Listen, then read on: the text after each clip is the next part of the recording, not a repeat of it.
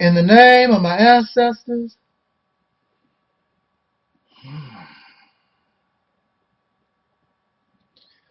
peace, forever and always, and welcome to another edition of the Realities Temple on Earth Internet Ministry. Of course, I'm the gatekeeper of this particular program, known here on YouTube and the Internet in general as the mighty, mighty, mighty, Angel Snub Nub 7. I am your brother, and hopefully your friend, Talik Ibn Ra. Oh, man. Before I get into my subject, I would like to inform my audience, those of you who listen to me, that I am interested in persons who would like to espouse that what you hear on this ministry, and I wouldn't mind having other helpers in this work, and you can also become a student administrator, and really it's easy to do because it's not necessary that you copy what I say. The Realities Temple on Earth is flexible. I'm going to make a video about the king of martial arts, Bruce Lee, and so that we can understand the flexibility of thought. So that is what this Realities Temple on Earth represents. Now, there are some key root aspects that we have to abide by, and I'll let you know what those are. But besides that, I don't want carbon copies of myself. I want people around me able to think for themselves and be real. And that's what it's all about. Be factual. Use common sense. Use reasoning.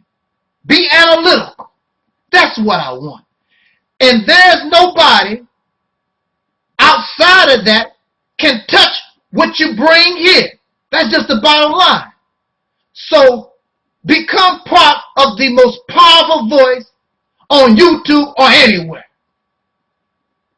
You cannot defeat reality. You can't defeat common sense and factual things, reasoning and logic, being analytical, being investigative. You can't beat that with a stick. So please join me. Join this movement that I'm trying to create called the Realities Temple on Earth, or at least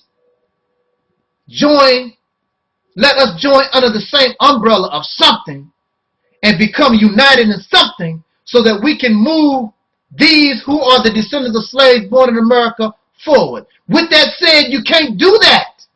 And I don't see us doing that when we are spiritual.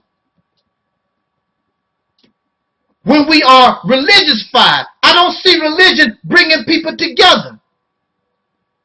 That's what y'all claim, but it has yet to do so.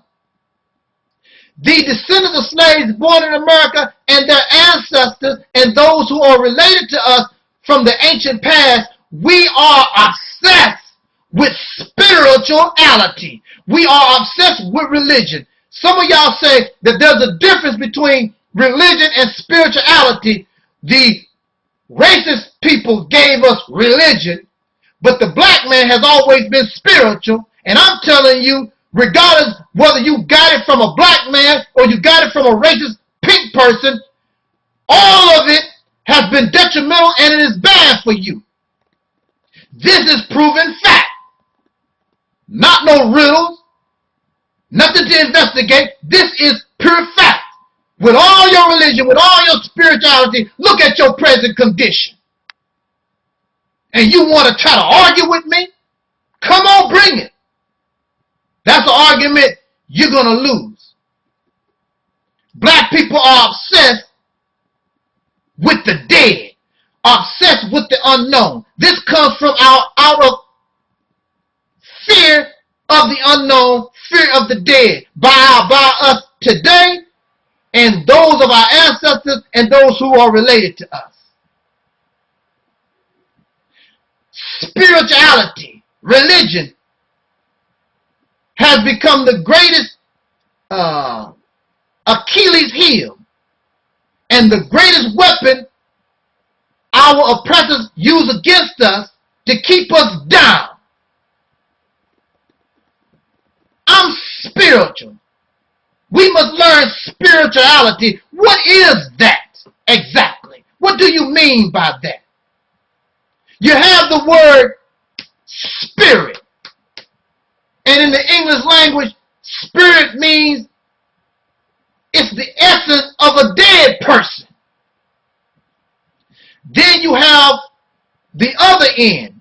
I'm not no English major, but I'm going to the other end of it. What do you call the other end of this word? Anyway, it's rooted in the word ritual. Spirituality, ritual of the spirit, or worship of the dead, because spirit is the essence of a dead person. So we have become obsessed with the worship of the dead. Oh, I love Malcolm X. Well, Malcolm X is deceased. When Malcolm X was alive, y'all gave him hell. There was no real love for Malcolm X. I love Marcus Garvey. Marcus Garvey is now deceased. And when Marcus Garvey was living, you didn't care too much about him. Oh, I love Martin Luther King, deceased. We love dead people. Oh, please. I love me some Jesus. Last time I remember, Jesus is deceased. Oh, of course, he was raised from the dead. There's no proof of that. But we do know that, according to the scriptures, he did die. So he still fits in that deceased category, because we love. Oh, we love. And we love. And we grovel and we spit and we jump for joy over dead people. But we give living people pure D hell. But see, in order to worship the dead person, the mistake that you're making is that you have no respect for the living. Because spirit is the essence of a dead person, but you cannot have no spirit till something dies first. You can't get a spirit till something dies. And death is something that is unknown, so we have a fear of the unknown. And this is childish behavior. This is infantile behavior. It's a grown-up version of the boogeyman. Because the boogeyman, when you tell the story of a boogeyman, it's something that you don't know exactly what it is. It comes to us in the dark. And we are afraid. And you tell, when you was a child, you tell your mother and father, oh, please, don't let the boogeyman get me. And you say little prayers, please, boogeyman, don't get me. And when you get grown, you do the same thing. And you ask Jesus, and you ask Muhammad, and you ask all these beings or whatever that you worship, please don't punish me. Please don't let the boogeyman get me. See, that's what it's all about. It's childish behavior. It's infantile behavior. You have no respect for the living.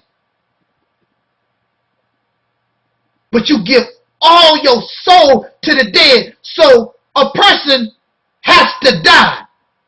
You don't go visit nobody.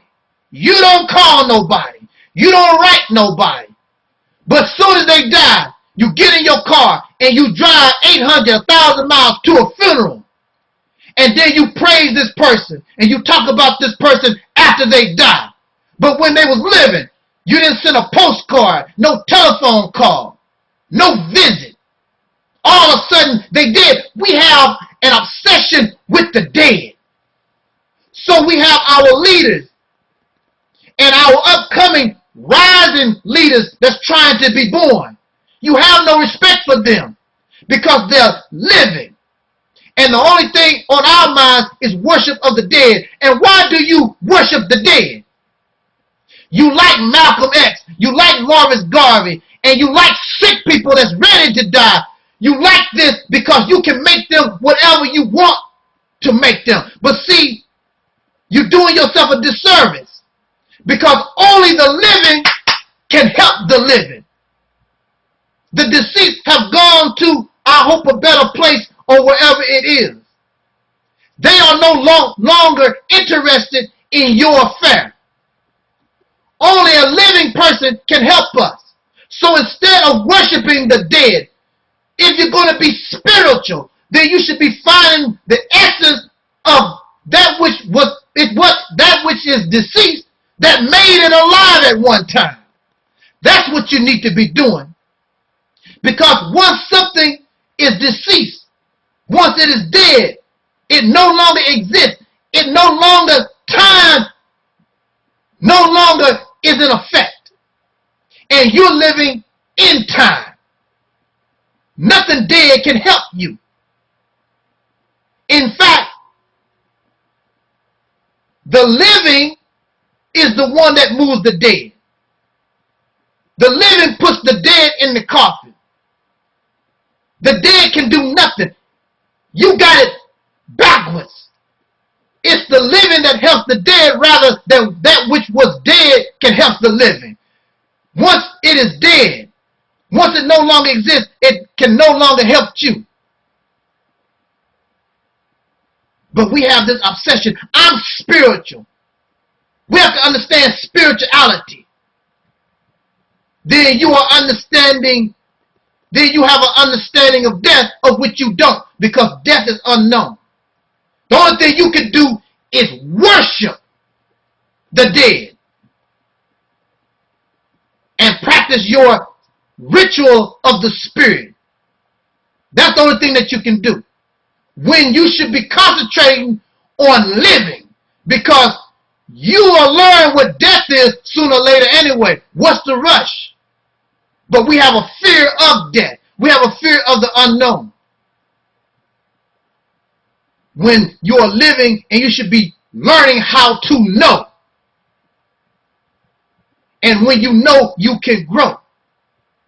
So I'm not interested in your spirituality. It does nothing for black people, and we should reject all these different things. That's why you can't grow and you can't move forward as a people. You expected somebody dead to come save you, and it hasn't happened then, and it won't happen now. Thanks for listening. Jot down your comments. Time is out.